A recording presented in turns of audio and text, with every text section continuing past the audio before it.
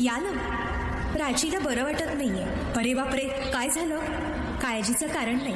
प्राची पहिल्यांदाच शहाणी झाली. माझ्या परीने मी मार्गदर्शन केलंच आहे. आता तिला तुमच्या मायेची गरज आहे. येते मी. ताई, पोटात खूप दुखतंय. घाबरू नकोस. प्रत्येक बाईचं आयुष्य नव्याने सुरू होतं जेव्हा ती वयात येते.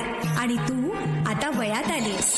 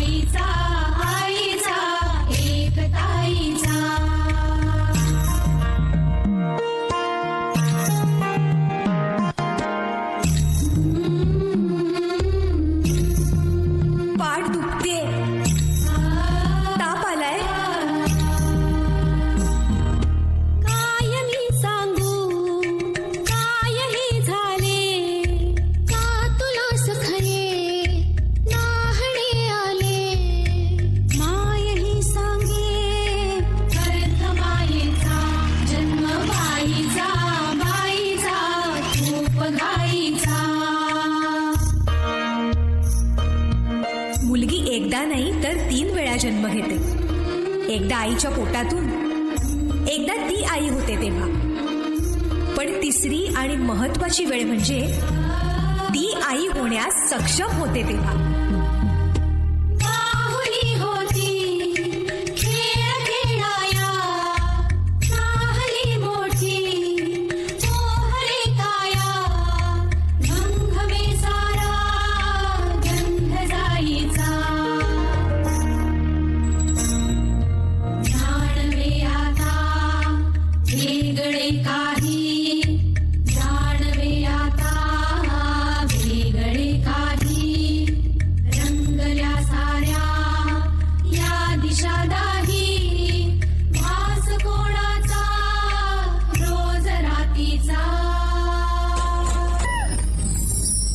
हे एक सुंदर वरदान आहे जे फक्त स्त्रियांना मिळतं. आई बाबा, मी शाळेत पहिली आले. आई, कुठे आहेस तू? आज आपल्या प्राचीला पाहायला पाहुणे मंडळी येणार आहे. जा, तयारीला लागा. अहो, पण किती लहान आहे ती. बाई माणसांना जेवढं सांगितलं जातं तेवढंच करावं. निघा. ऐकलंस ना बाबा काय म्हणाले?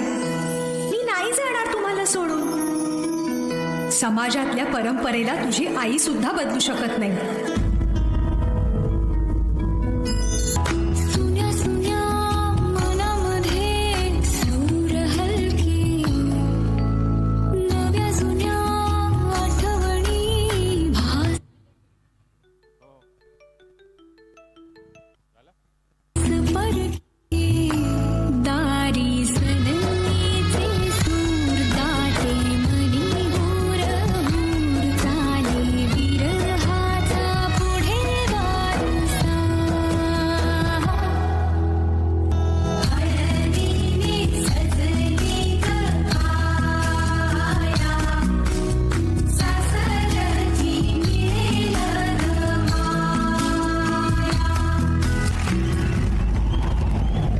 शिलना सासरी माया करायला.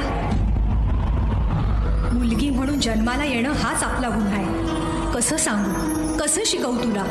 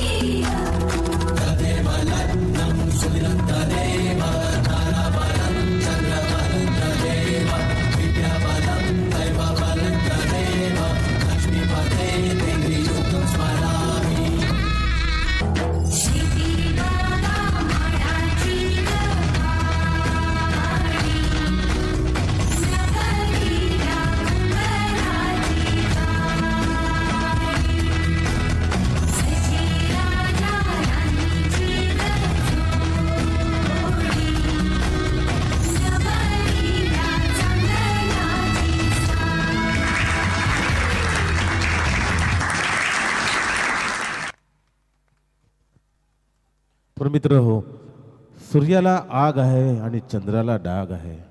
सूर्याला आग आहे, चंद्राला डाग आहे. कार्यक्रम तर फार छान चालला आहे, मग टाळ्या वाजवणं नक्कीच तुमचा भाग आहे.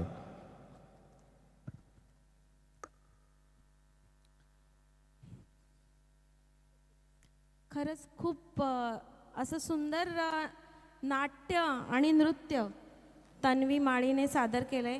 एका नृत्यातनं तिने प्रत्येक इथे उपस्थित असलेल्या स्त्रियांचे जन्मगाथा दाखवलेली आहे. इथे बसलेल्या प्रत्येक स्त्रियांना वाटलं असेल का इथे त्या मुलीच्या जागेवर मीच आहे, कारण खरोखर मुलगी ही एकदा नाही तर तीनदा जन्म घेते. आणि खरोखर तन्वी आज इथे बसलेल्या प्रत्येक स्त्रीला वाटलेलं आहे की तू जी नृत्य सादर केलं त्यातनं कुठं ना कुठं तरी आमची कहाणी इथे सादर केलेली आहे.